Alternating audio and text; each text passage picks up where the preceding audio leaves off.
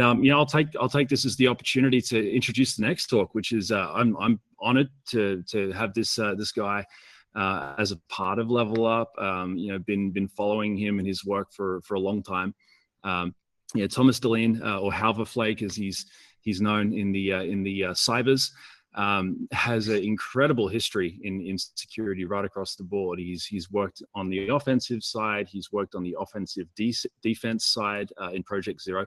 He's now actually doing a pretty amazing startup that just got funded around infrastructure and all sorts of fun things like that. But he's got an incredible view. He's done some amazing ponage over the years. He's got an incredible viewpoint on security, and his talk today is really about his experience and his view on that overall space. So I think without further ado, what do you reckon, guys? Let's kick this thing off. Super excited. Hit it. Let's go. Thank you very much, Thomas. Well, thank you very much for the introduction, and great being here. I guess I'll start sharing the screen and show some slides here. All right, good day, everybody. So this is a bit of a strange talk for me to give, because I've been doing security for quite a while now. It's been 20 plus years, 23 on the order of. And about 1.5 years ago, I decided to do something else for a change, which I was surprisingly successful at. And then I haven't actually done any security work or thought about security work in the technical sense in 1.5 years. So it's a super strange experience to give a talk to a security audience while actively avoiding thinking about security during my day. The talk itself is titled "Why I Love Offensive Work and Why I Don't Love Offensive Work," with the subtitle of "Confessions of a Recovering Vulnerdev." And I think the summary is, if you do something for a very long time, you get to know what you're doing in quite some detail, and you develop all sorts of very profound thoughts and emotions around the topic. And this talk tries to summarize my thoughts and emotions around security, which I love and which I sometimes don't love. So I'll get started here. Hey, yeah, there you go. You got it. I was just going to call out the window there. Okay, so yeah, the thing really is that a lot of what I talk about in this talk is a bit what I would ramble about over beers with friends. And at some point I decided to just put that into a presentation, because rambling with friends doesn't really scale. And I guess this talk will be the closest approximation of having a beer with me and listen to me ramble for a while. So to begin the talk, it's actually important to know a little bit about my personality. A friend I worked with for a long time at one point asked me, "Hey Thomas, isn't it really strenuous to have a love-hate relationship with quite literally everything?" And while this isn't precisely true, there's a few things that I unambiguously like, and there's a few things that I unambiguously dislike. It is true that I've got a complex relationship with quite a few topics. And security, particularly offensive work, well, both offensive and defensive work, is a complex topic, and I've got very complex feelings about it. And I'll recap the complex feelings. But given that this is a very subjective, very personal view, I'm sure people will disagree, and I don't blame you if you don't agree with the things I'm saying.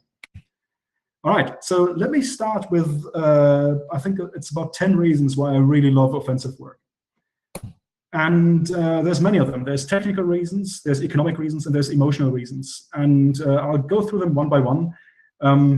There may be more than these 10, but 10 is such a nice number. So the first reason why I really love offensive work is, if there's ever been any job in computing that is really full stack, like people talk about full stack engineering and so forth, but the only job that's really full stack is, or almost the only job, is security. Security, offensive research spans all layers of security, from the very low level in terms of how's the hardware implemented, what happens in the transistors in your RAM, how do you extract firmware from a device, yada, yada, yada. Through all the firmware, through the software, through the operating system, through the language runtimes, through the language libraries, through the higher order software implementation, through the higher order software logic, and then at the very top end, it's the actual interaction with users, where you're at the level of phishing, credible phishing emails, homoglyph attacks, and so forth.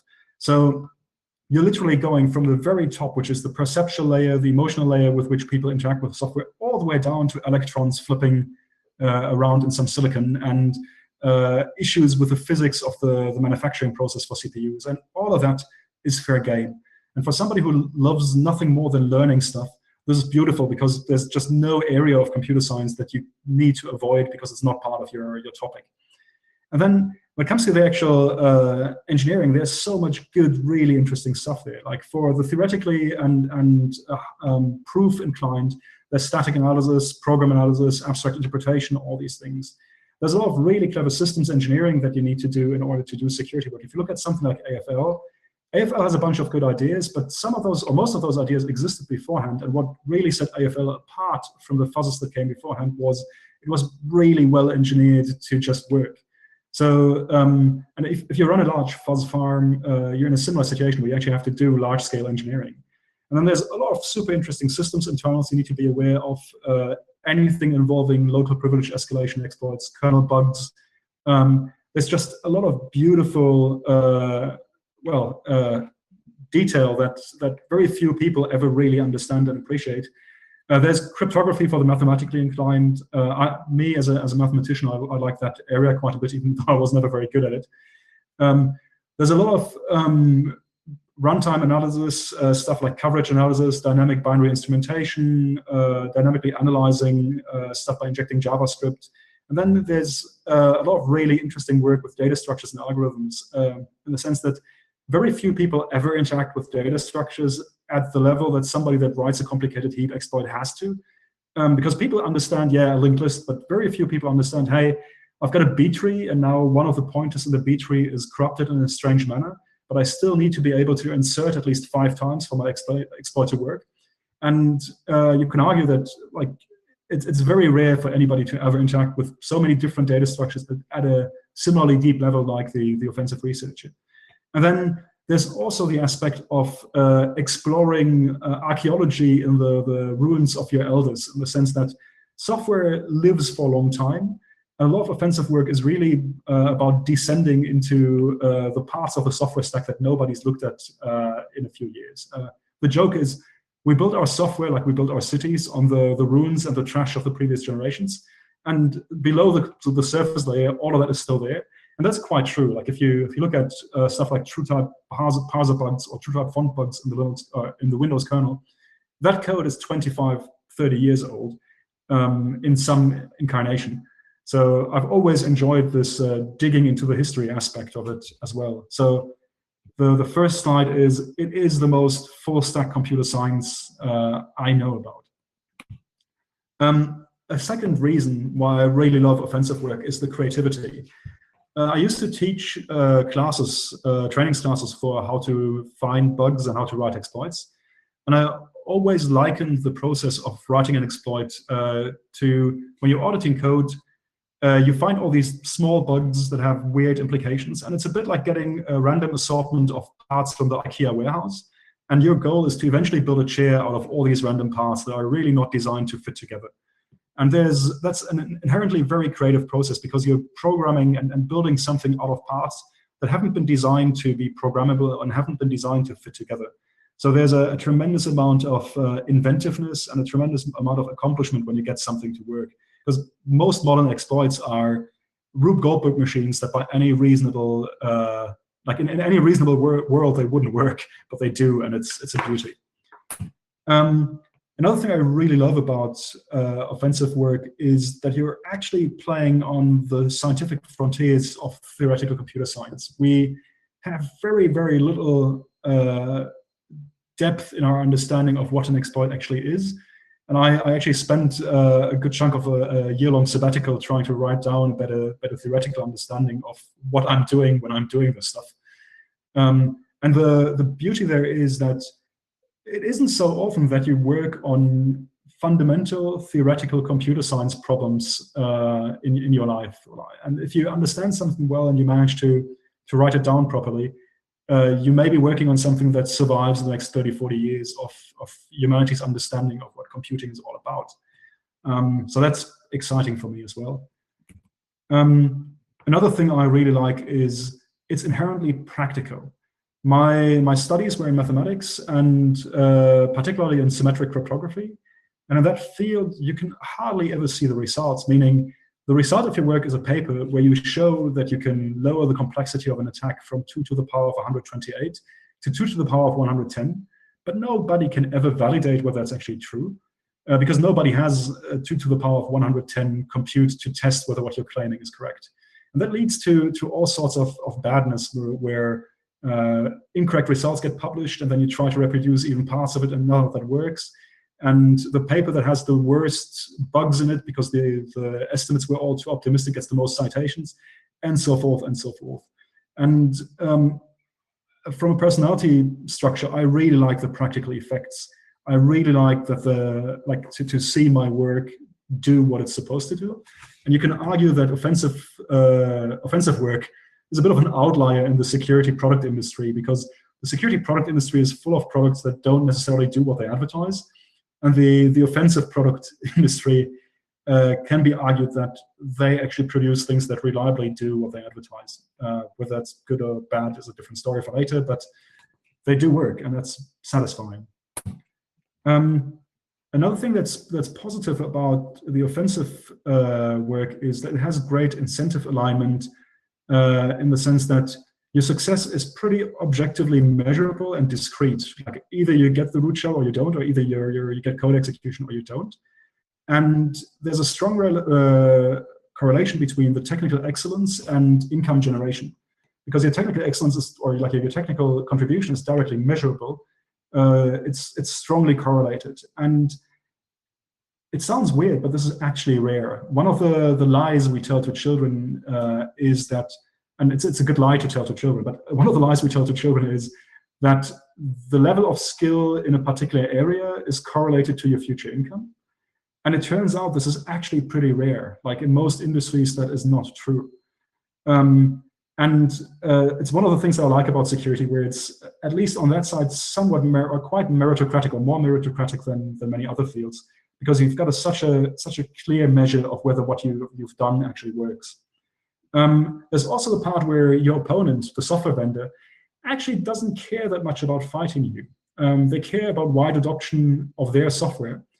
And in some sense, the offensive player and the defensive player have their incentives aligned, in the sense that Zoom cares more, or any other software vendor cares more about the next 100 million users than they care about fixing an overflow. Which means if you have an O-Day in something that is growing rapidly, your interests and their interests are at least aligned, because your O-Day gets more relevant as they grow. There's also a part where all offensive technical problems are technical problems, meaning, especially in security, a lot of the offensive work is very much just a technical problem, and then a lot of the defensive work is quite political, because you have to get organizations to change their processes, you've got to get organizations to spend their money differently, and so forth. That leads to an incentive structure where a lot of the people whose passion is the technical problem solving gravitate towards the offensive side. So if your inclination is technical problem solving, offensive work is a great playground, because that's where the purely technical problem solving gets rewarded. Another thing that's nice about offensive work is that as an offensive vendor, you're actually mission critical for your customers. In the sense that from a monetary or from a market perspective, the most important products, or the best products and the most important jobs, are those that are mission critical for the customers. Meaning, if you don't do your job, the customer can't do their job. And that's good from a financial perspective, because the customer will buy your product, otherwise they can't do their job. But also it's good for you, because it keeps you honest. And the reality is that most security products in the market are nice to have. Most businesses can continue without running an AAV, and so forth. And this leads to a situation where a lot of defensive security products are sales driven, because if what you're selling isn't strictly necessary for the client, you need to convince the client. And that's why, there's a lot of salespeople. And that's also why we have RSA as a security conference, because given the importance of sales in the security product market, you get these conferences which are very sales heavy and very non-technical in some sense. So offensive security is mission critical for the customers that actually buy these things. And that greatly reduces the need to explain to the customer why they would want to buy it. Another economic reason why offensive security is actually really interesting is, in a strange way, the person that buys the software isn't spending their own money. What I mean with this is, in this diagram here, on the far left side, we've got the device vendor. And the device vendor, let's say the device vendor, be it Apple, Google, Samsung, whatever. Let's say they make creating an attack on their device harder or more expensive by hardening things. Then the offensive vendor has to spend more money on breaking into the thing and building an exploit for it. So they go to their customers, which are the law enforcement agencies and intelligence agencies of various countries. And they say, we need more money to do our job. And then the law enforcement agencies, which are the customers, they go to their boss, which are in the end the politicians, and they say, dear politicians, we need more money to do our job, keeping you safe.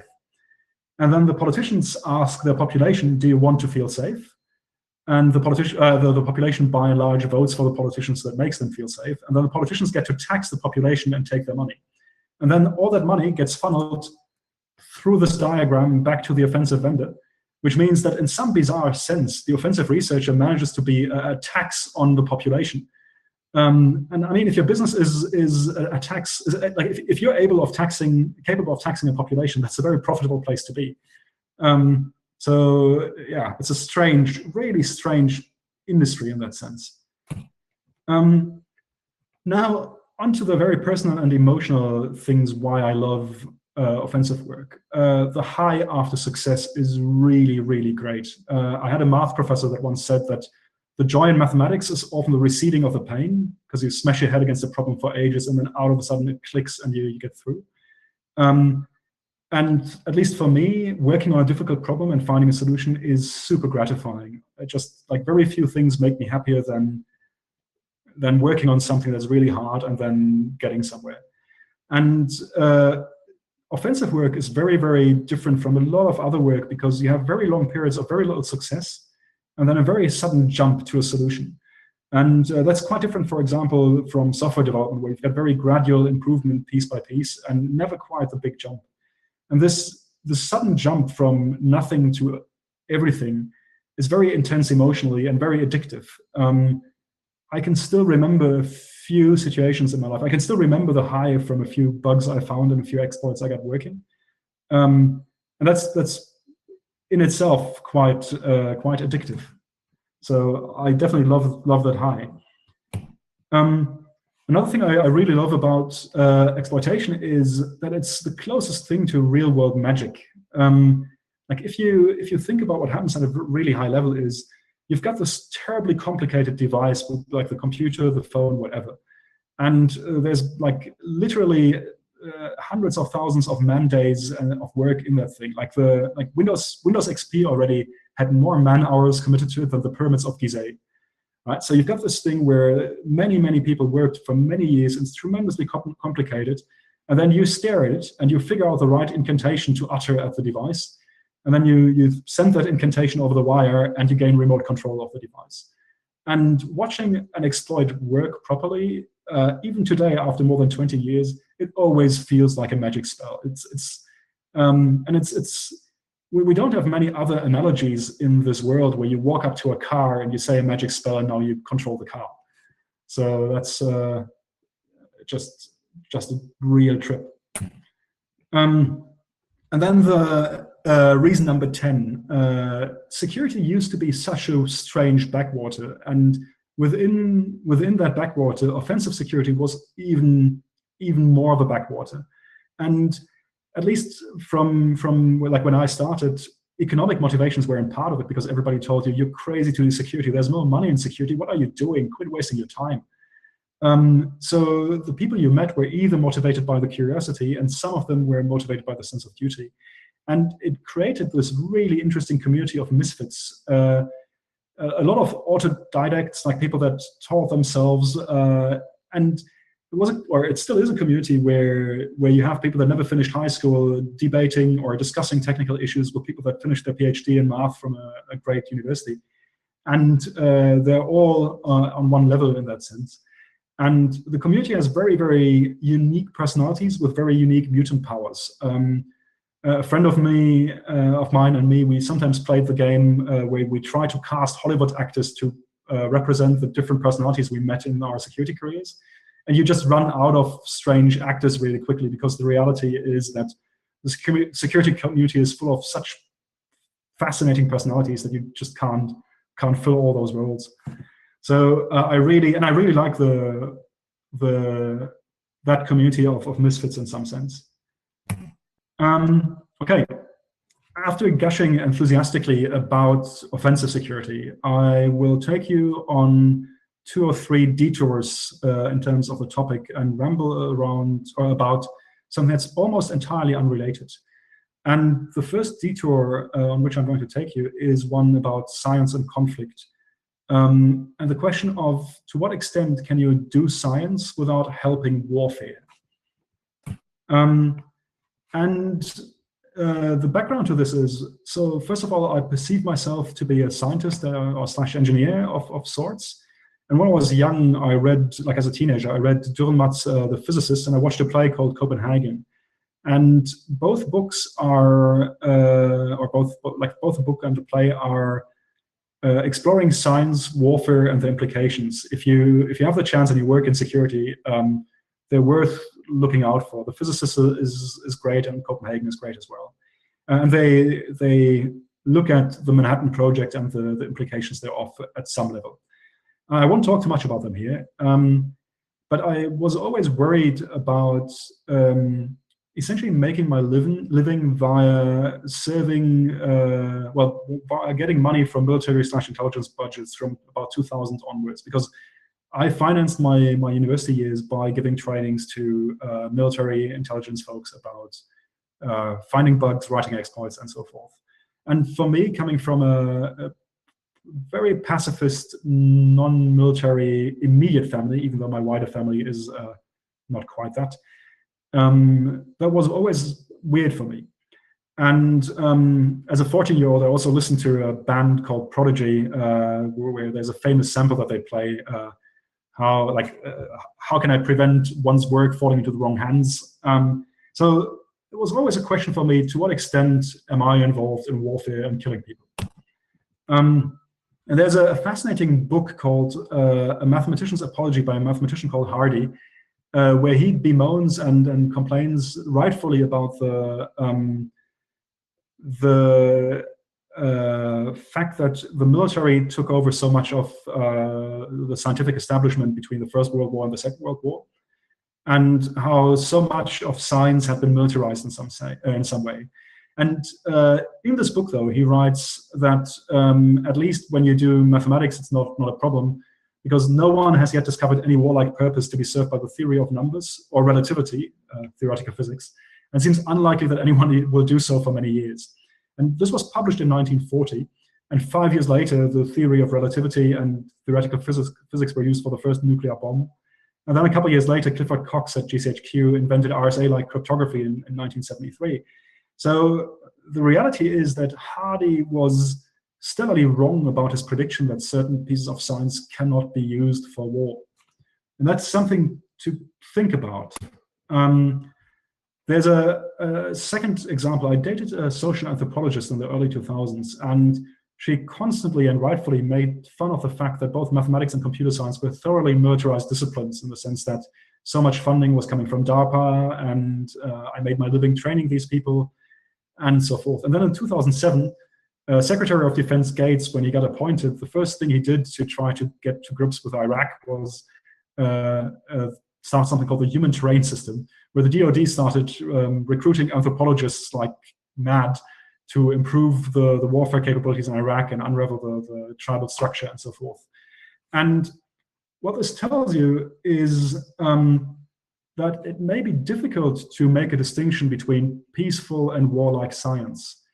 It may be that for most of science, your choice isn't between peaceful and warlike, your choice is between relevant and irrelevant. And it may be that the only way of preventing your scientific output from being used by the militaries or for war is to make sure it's irrelevant or wrong or both. Because if whatever you do can give one side an advantage, they will try to use it. So what this means is there is no such thing as, or almost never a thing like warlike or peaceful research as such. But that doesn't mean that you don't have a responsibility to judge what you're working on. I mean, in the current COVID situation, I'm quite sure that this drives home that, for example, research on biological weapons is most likely not a good thing to work on. Anyhow, after this first detour, talking about science, technology, and war, I'll have a little bit more of a chat about the question of to what extent is it immoral to improve weaponry? That's a strange question to ask, but one of the things I don't like in the discussion about offensive tooling is often the comparison to weapons.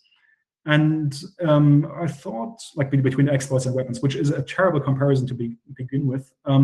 But through that comparison, I've started thinking about what are the moral implications of working on improved weaponry if I was to work on weaponry. It's interesting because people usually say, okay, working on better weapons is inherently morally bad. And then in 2016, I visited Japan, both Hiroshima and Tanegashima. So I will not talk about Hiroshima. Hiroshima is something that everybody that works in security and has uttered the word cyber war should visit at one point in their lives because it's deeply impressive. But there's no way I can convey any of that here, so I will just not talk about it. Tanegashima is what I'll talk about. Tanegashima is an island in the south of Japan. And Tanegashima is historically relevant because it's how guns first came to Japan. What happens is that in 1467, Japan's feudal system collapsed, and then a period called Sengoku started, and it was permanent internal warfare. No side could get an upper hand, and entire generations of young men died in battle with swords all the time. And then 76 years later, the first gun arrives in Japan via Tanegashima because a group of pirates, essentially, or adventurers as they were called, wash ashore after a typhoon on that island, and they trade a gun against having their boat repaired with a local warlord.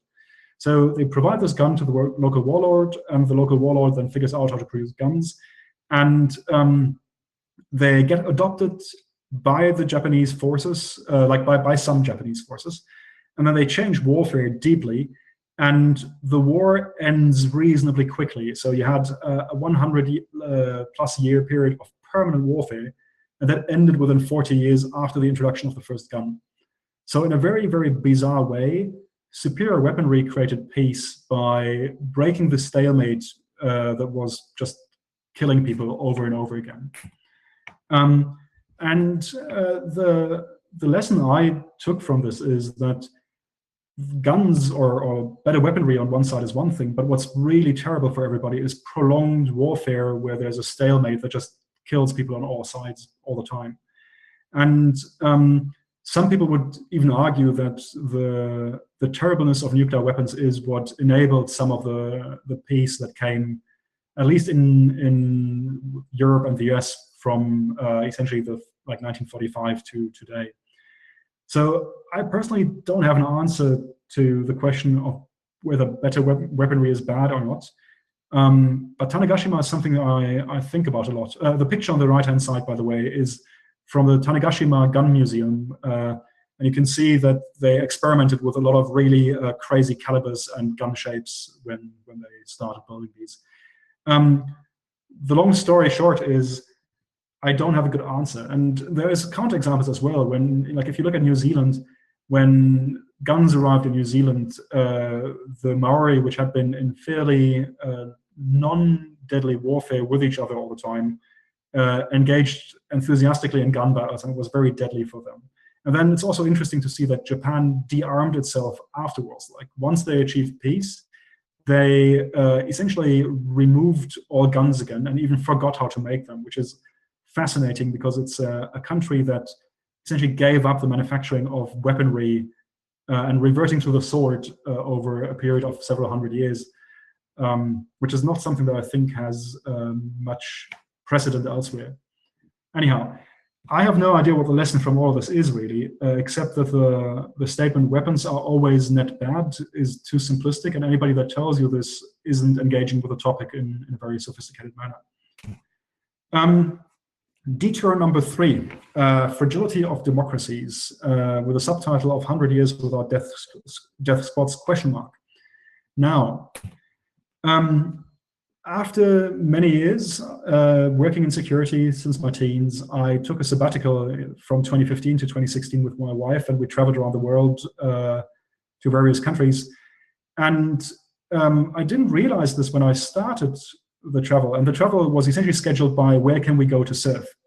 And then I traveled, and through those travels, it turned out that pretty much every place we visited had living memory of death squads going around killing people. And this is something that I don't think I had really understood at the proper level of depth beforehand. And examples, it's important to mention I'm German by birth and upbringing. So I won't even mention on the slide what needs to be mentioned, which is the German death squads and the atrocities committed by the Germans in the Second World War or in the 30s and beyond. So I was very aware of that, but then wherever I traveled, I found that that country had a similar history in living memory. No, not similar history, had death squads in living memory. There's no similar history when it comes to the German situation.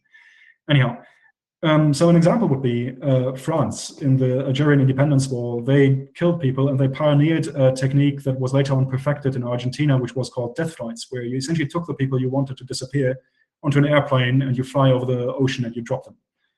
Morocco had 700 people plus disappeared under King Hassan II and assassinated people in Paris.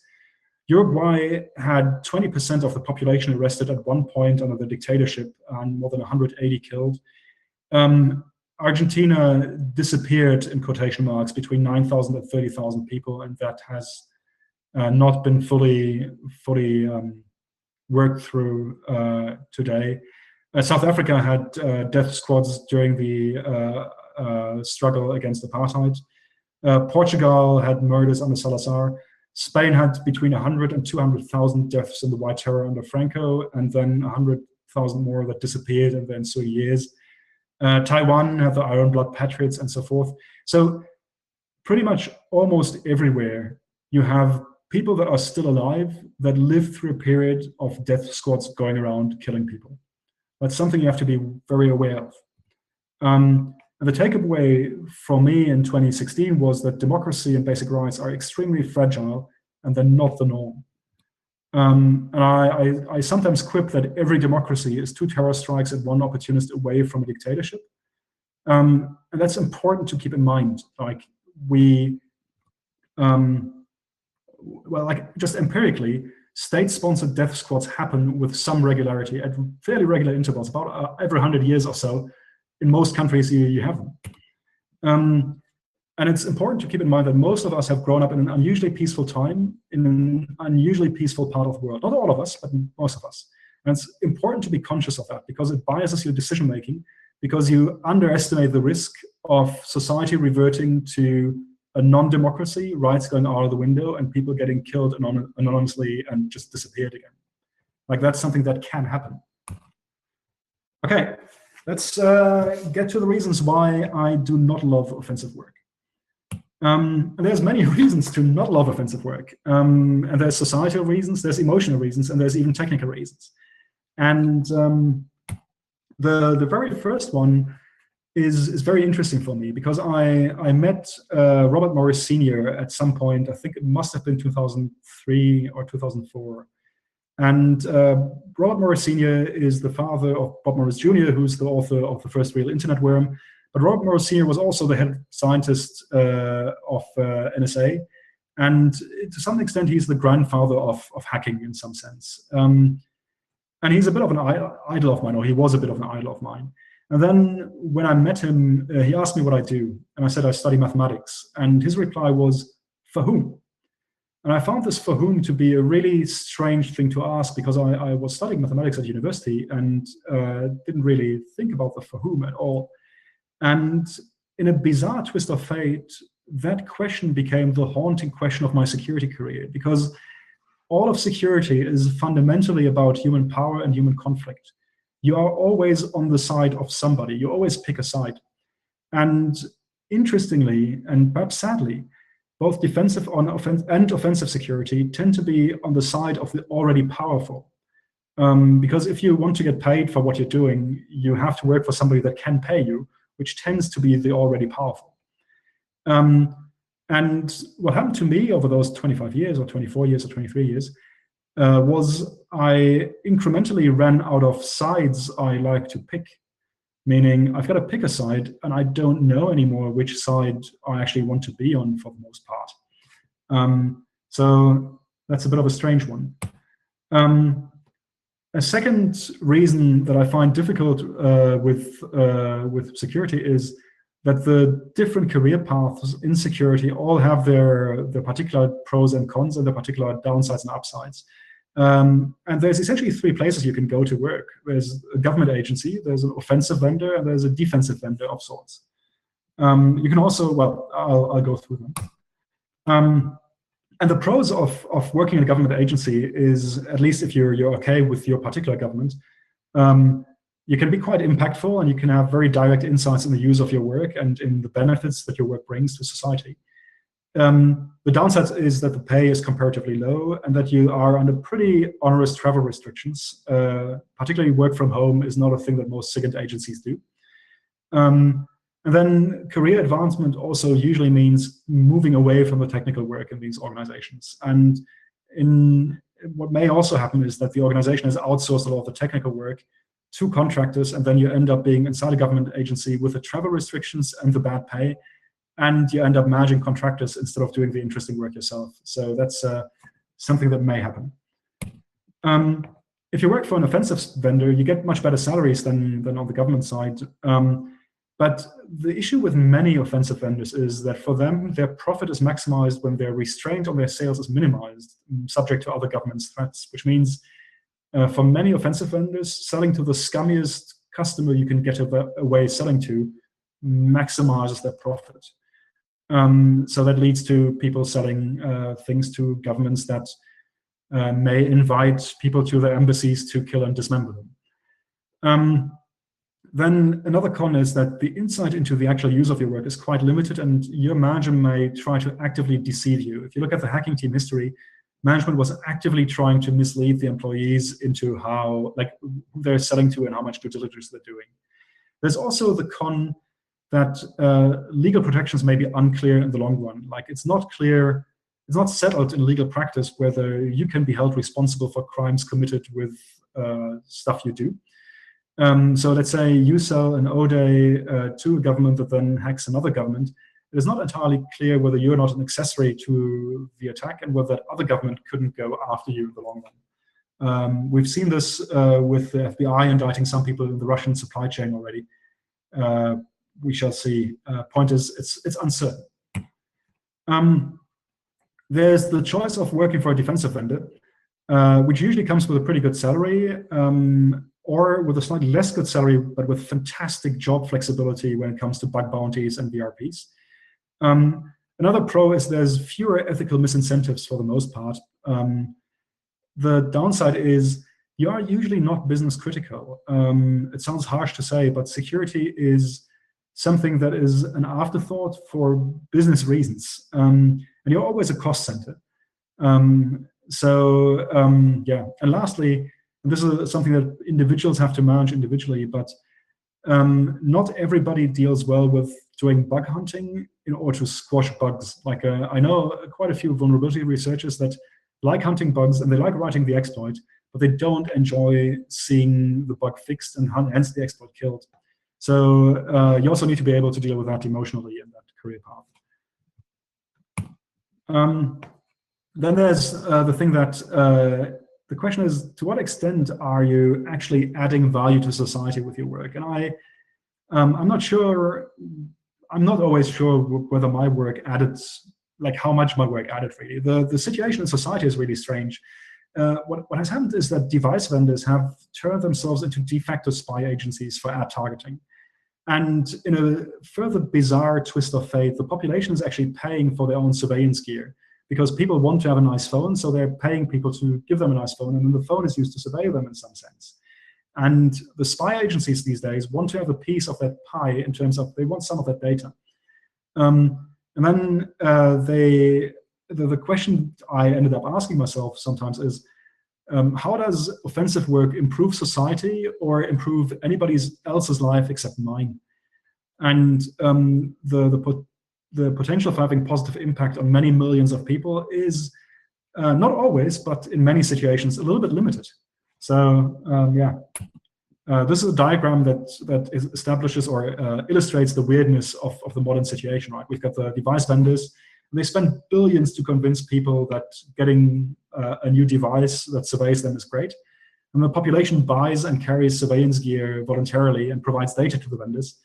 And then the security folks either pull out that data, like the security apparatus folks, either pull out the data via lawful data requests, or they pull out the data via offensive means. But it's a strange setup. I stare at it and I can't really make sense of it. Another downside of offensive work is it gets emotionally complicated. I love discovering bugs and I love writing exploits, but and that process is very pure in the sense that it's only technical, there's no implications thereof.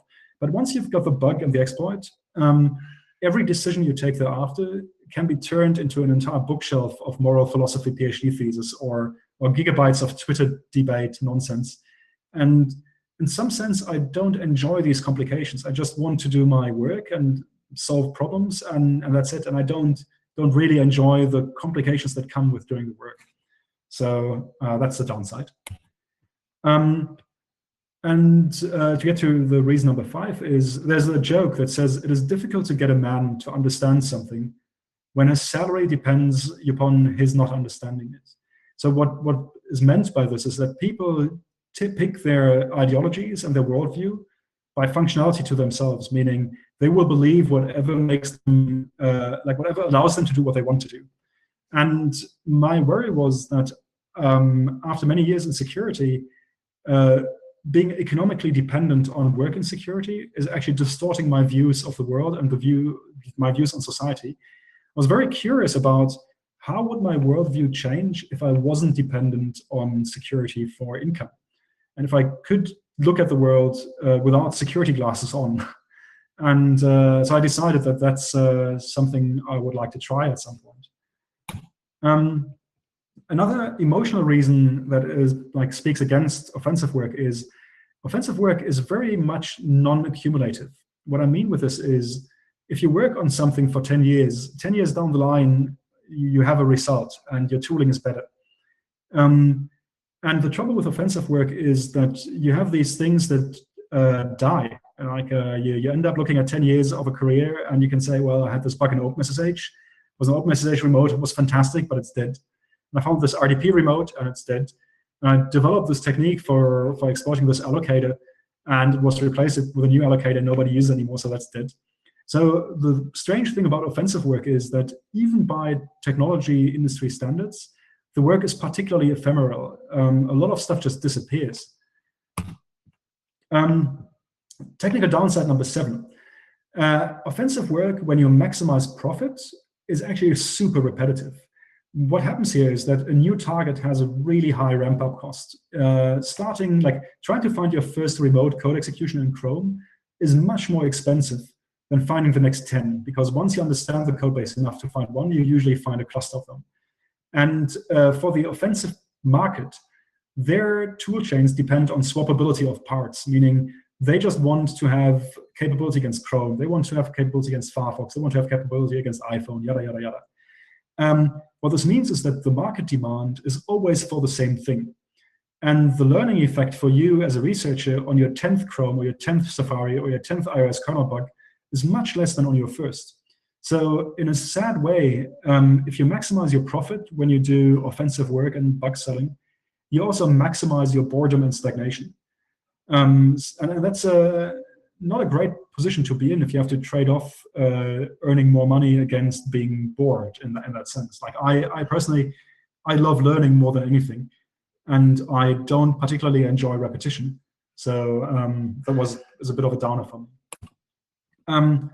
Another reason that I find difficult with offensive work is you end up becoming an expert on obsolete technology.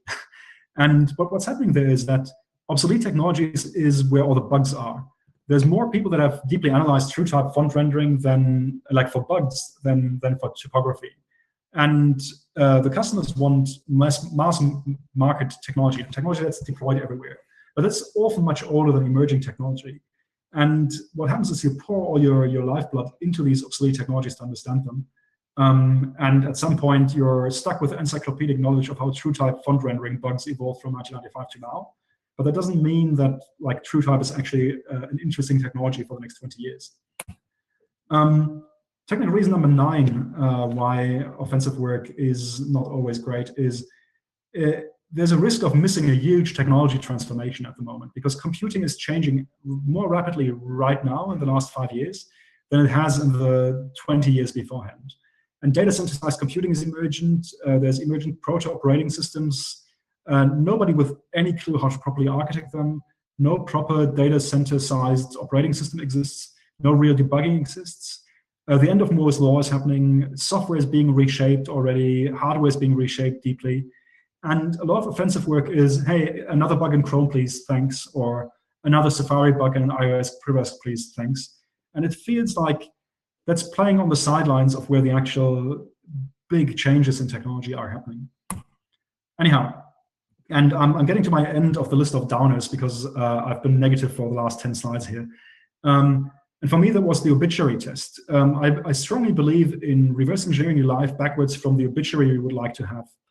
I like reading obituaries. They're my favorite piece of literature, really. And my wife always calls me Captain Sunshine for my slightly dark outlook on life. But the way I think a successful life can be led is by imagine in your head or write the obituary that you would like to read about yourself, and then try to live your life to get the obituary you want. And when I imagined my obituary, it felt like I should do something else for a while.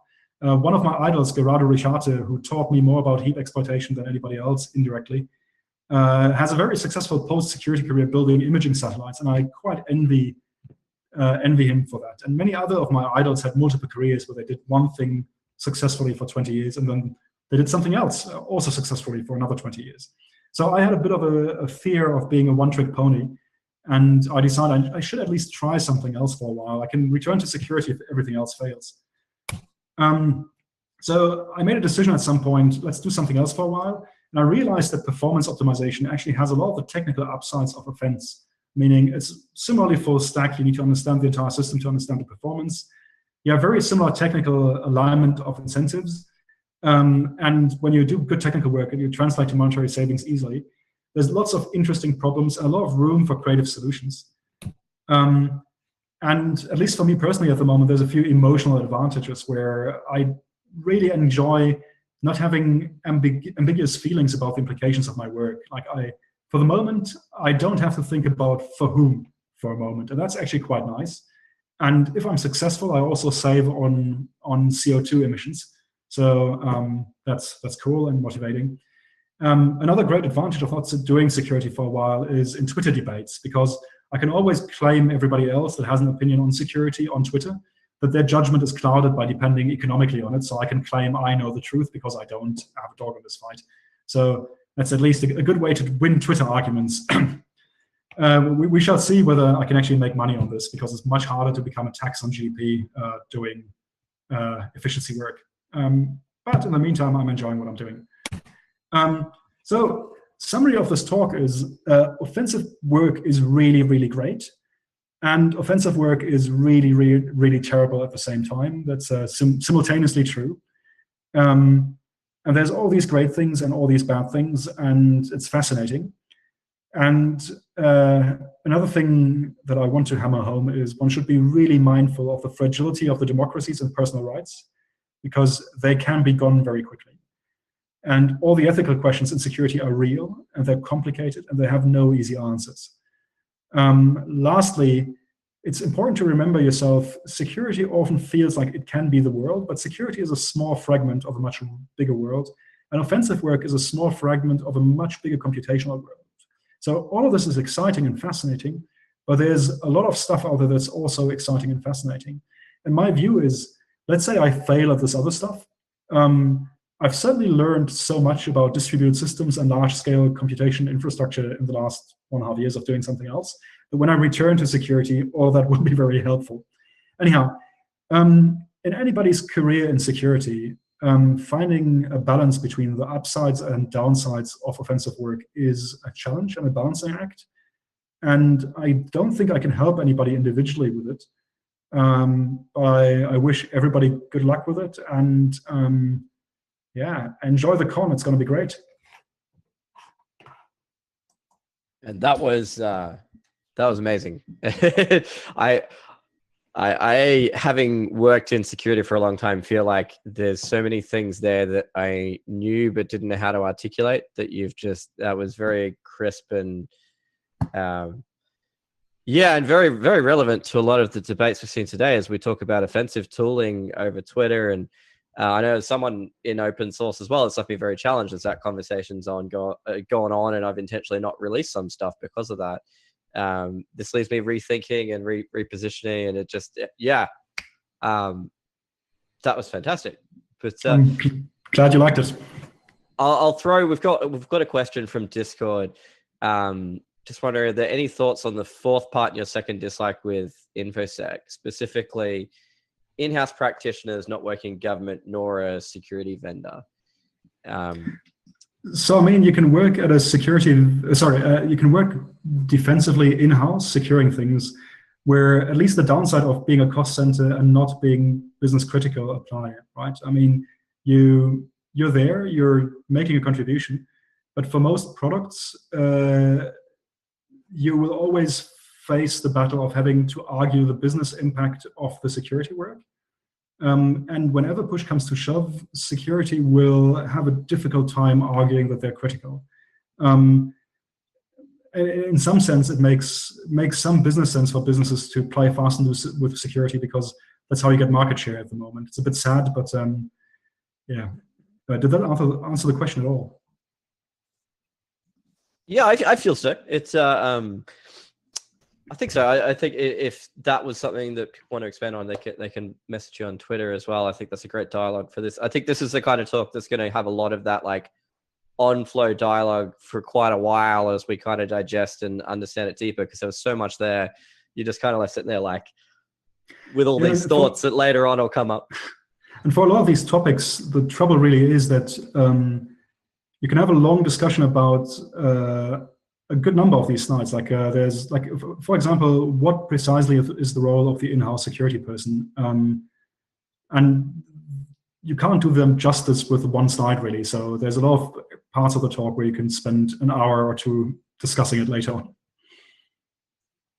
But like you did, like all this information was so cool. It's always mind-blowing, and your expertise is so deep when it comes to an understanding on all this. So I've got a couple of questions too. There's two that I got on my personal note out of this, but also one that I have that came from the chat. We're going to do the chat one first. And cool. I think it was hello, something about pony. Sorry if I'm missing your handle, but let's do this. So the question is for the speaker: if an organization won't fix it, is it better for the security and for the researchers to then go public? And what if the organization can't afford to fix the bug? Say it's a nonprofit or a hospital that's 100% volunteer run. Who is responsible for the fallouts? What are your thoughts on that? So my warning up front is I will not be able to elaborate all the complexities of that topic in the next 10 minutes or even 2 hours. The second note is I wrote a very, very long blog post about my thoughts on disclosure titled Disclosure Rashomon, or Rashomon of Disclosure, because there is no easy answer for this. My personal view is that users of software have a right to know the properties of the software, and that includes knowing about the security bugs. So my personal view is that it is not like giving people the full information is still preferable to hiding it from them, because that allows people that actually care about security to make informed decisions. And I view keeping security information secret over the long run as depriving users of the software of a right to know. People can disagree on this, but the reason why I worked at Project Zero was because I think that telling people about everything that's broken is actually a net benefit to society. So I hope that answered that question. Cool.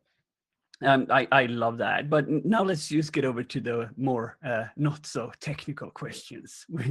I really love the idea that you, when you talked about how it feels like black magic, right? And in the beginning, everything in InfoSec or security or anything that's new to you looks like black magic. The first you see somebody playing around with a couple of cards, it's like, oh my God, that's so cool. Somebody pops a shell or something, it's blowing your mind. And the more you learn about it, the cooler you're kind of getting it's losing its shine a bit.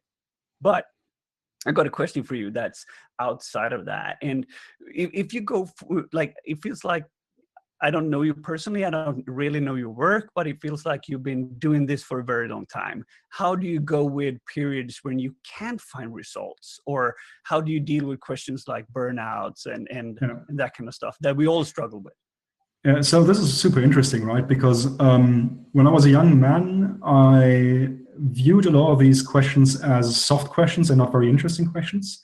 And I sometimes, like every few years, I still do trainings classes for vulnerability development. And it turns out that by now I've got almost a 2-hour section on that at the end, because managing your own motivation, managing your own balance, and managing your own physical and mental health through the process of vulnerability discovery and exploitation is actually really an important part of the game.